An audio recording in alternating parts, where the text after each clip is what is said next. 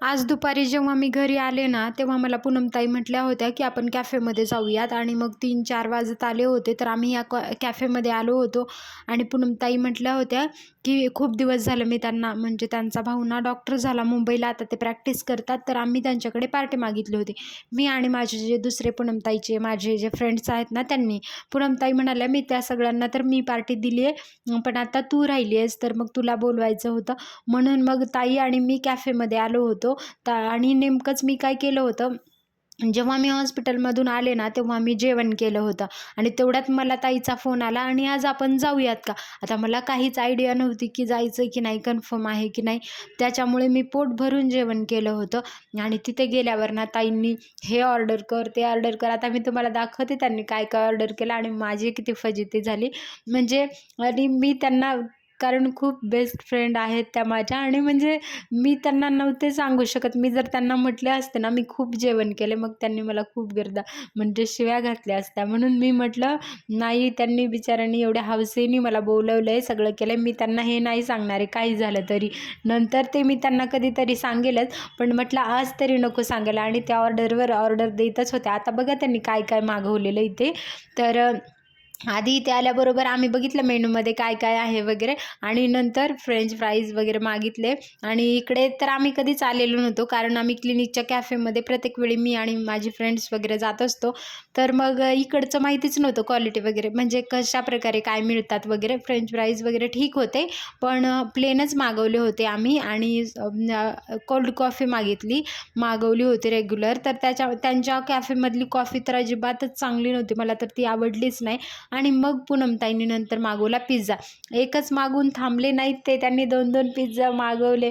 मला तर म्हणजे अजिबातच भूकच नव्हती. पण ताईंना काय म्हणणार मी गुपचूप एकच पीस मी खाल्ला आणि ताई मला म्हणत होत्या, "अगं असं काय करतेस तू? आणि पार्टी मी तुला दिली आणि खाते मी." मग बघा असं हे कॅफे होतं. खूप मज्जा आली आणि ताईंसोबत वेळ वगैरे स्पेंड करून ना खूप छान वाटलं मला. नंतर मग मला जायचं होतं हॉस्पिटलला कारण माझी काही तब्येत बरी नव्हती नंतर. म्हणजे 2 दिवस झालं तब्येत तशी माझी बरीच नव्हती म्हणून मी आले होते इकडे वेदांत हॉस्पिटलमध्ये आणि मग इथल्या डॉक्टरांना मला भेटायचं होतं. मग डॉक्टरांची अपॉइंटमेंट मी घेऊन ठेवली होती आधीच. कारण संध्याकाळीच हे डॉक्टर असतात म्हणून मी मॅमना सांगितलं होतं मी आज थोडं लेटच येईल म्हणून. नंतर मग डॉक्टरांना वगैरे भेटून घेतलं आणि मग मी वरती त्यांच्या मेडिकलमध्ये मेडिसिन घ्यायला आले होते. हे आहे आयुर्वेदिक क्लिनिक त्याच्यामुळे त्यांचे हे ना सगळे औषधं आयुर्वेदिक असतात. तुम्हाला मी पुढे दाखवते. मग तशा प्रकारे बघा ही आहे वेदांत हॉस्पिटलची फाईल आणि मग माझं कन्सल्टेशन वगैरे झालं. खूप छान डॉक्टर आहेत ते. मी इकडे म्हणजे पूनमताईंनीच मला सांगितलं होतं आणि मी म्हटलं, की एवढे जे बाहेरचे मेडिसिन काय-काय घेतो, तर एकदा डॉक्टरांनाही आपण दाखवून बघूयात.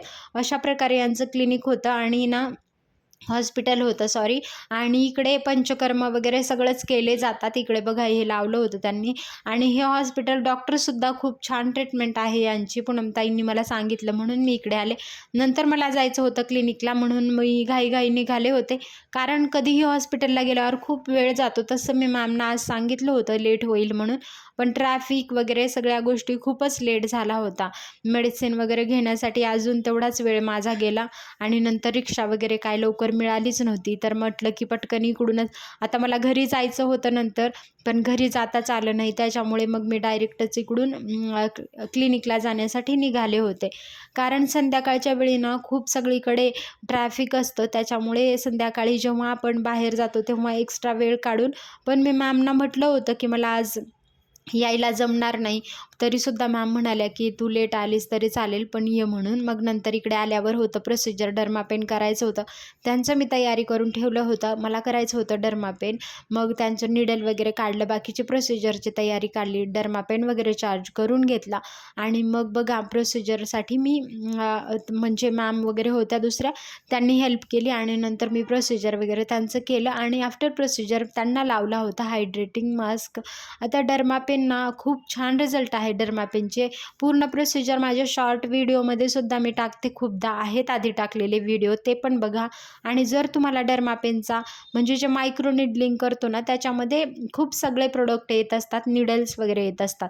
मग नंतर आम्ही ऑर्डर केला होता हा चॉकलेट केक. तर खूप छान होता हा आणि याची क्वालिटीसुद्धा खूप छान आहे.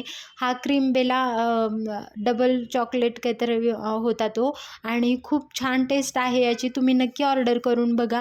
आणि एखाद्याचा बड्डे वगैरे असेल तर घरच्या घरी जर तुम्हाला तो सेलिब्रेट करायचा असेल तर छोटाचाच पण छान केक आहे हा. आणि याची म्हणजे जे चॉकलेट्सचे लेयर्स वगैरे असतात ना, तर हे खूप छान आहेत आणि टेस्टसुद्धा खूप छान आहे. क्रीम बेला म्हणून आहे हा.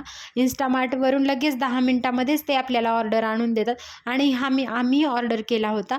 म्हटलं ओपन करून बघूयात कशा प्रकारे आला आहे. कारण ज्यावेळी आम्ही लास्ट ऑर्डर केला होता ना, तो सगळा मेसी झालेला होता.